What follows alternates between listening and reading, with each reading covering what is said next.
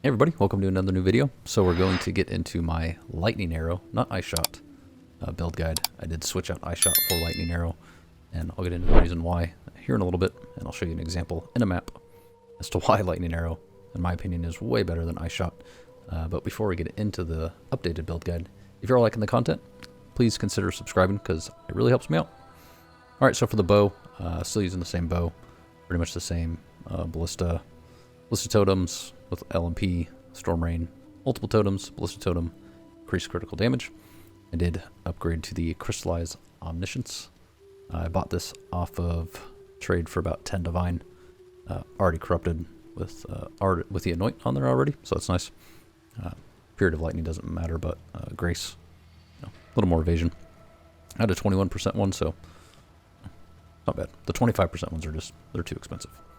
The regular Black Sun Crest, I dropped this and I hit it with like 2 divines just to get as much stats as I could on there. I moved my auras over here so I get the extra level on them. Just enlighten, grace, precision, and determination. This triple stat body armor, I rolled this with Dex essences, so essences of sorrow, until I got triple stats on there. Got T1 and T6 strength and intelligence. And then I haven't finished the craft yet. I'll probably do, prefixes not be changed, and then Veiled Chaos Orb to try and get higher life or something like that. But, still determination and increased effect of non-curse auras. And same thing, Trinity. Just no awakened gems yet. Elemental damage with attacks, fork support, lightning arrow, a 20/20 lightning arrow, increased critical damage support, and then inspiration for the gloves. Nothing special on them. Some spell suppression, blood rage, phase run, flame dash, and increased duration still.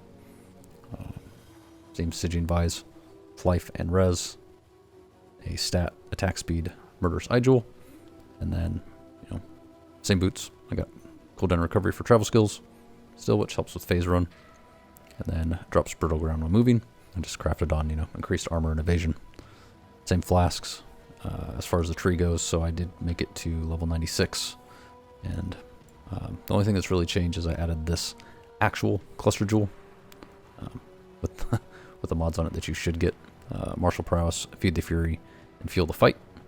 So it's just a regular 8 passive, or 8 passive skill, 3 passive mod, large cluster jewel with the increased damage with bows. You got to make sure that you're careful when you're on trade, and you type in Feed the Fury, Fuel the Fight, Martial Prowess, that you buy the one that has increased damage for bows. Still in an interrogation to get brittle, scorch, and sapped. And then I bought a 4 passive just repeater streamline, like 45 chaos. And then I bought both of these crimson jewels for like 5 or 10 chaos. Just more attributes, increased attack speed, increased life, and then increased projectile damage as well. Other than that, nothing's changed on the tree. Alright, so what we're going to do here is we're going to run just this T16 City Square.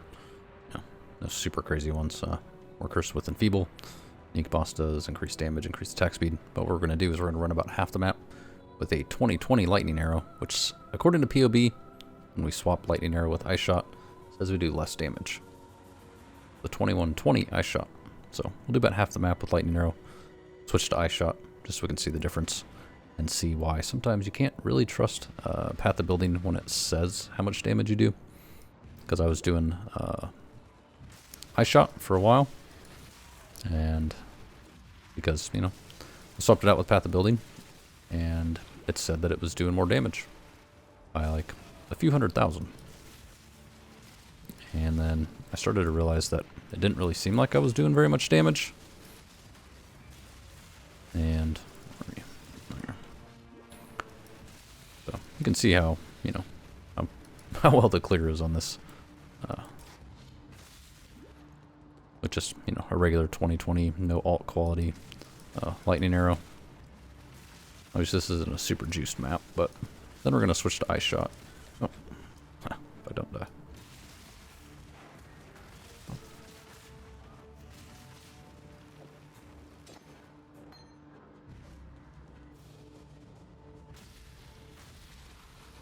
As you can see, the chain, it doesn't just doesn't feel as good, you know. Lightning Arrow, clear-wise and single target damage-wise, is just so much better. I'm not even using Storm Rain or anything like that, you know. It's just so much slower with Ice Shot. Clear-wise, I mean, you're still killing stuff, obviously. But when you look at Path of Building and it says you're doing over 2 million damage with Ice Shot, and you're like, oh, okay, well, 2 million's more than 1.8, obviously. Then you actually go in game and you see, oh, you're not doing more damage. So, oh yeah, that's gonna kill me. Nope, maybe not. It's just frustrating because it makes you think, you know, oh, am I doing something wrong? Like, especially if you're, you know, new to the game and you're trying to follow a build guide. I'm not up to that just yet. And you see, you know, people on there doing, you know, tons of damage, super easy clear.